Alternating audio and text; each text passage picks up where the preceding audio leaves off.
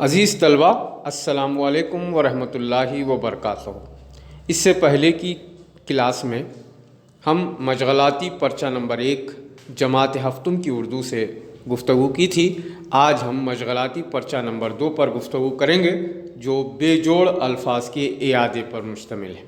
آئیے اس کے تحت دیے جانے والے سوالات پر ہم گفتگو کریں گے۔ اس کے تحت جو پہلا سوال دیا گیا ہے اس میں کہا جا رہا ہے ذیل کی تصاویر دیکھیے اور ان کے نام پڑھیے۔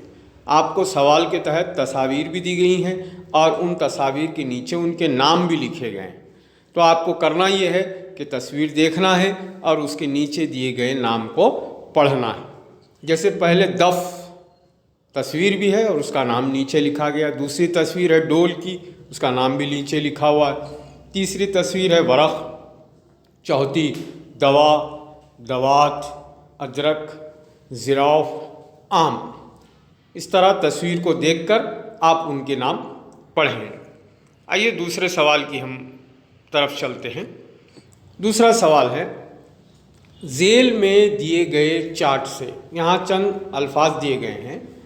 کہا جا رہا ہے کہ ذیل میں دیے گئے چارٹ سے 2 حرفی، 6 حرفی اور 4 حرفی بے جوڑ الفاظ تلاش کر کے جدول میں لکھیے۔ اگر آپ جدول کو دیکھیں تو وہ 3 حصوں پر مشتمل ہے۔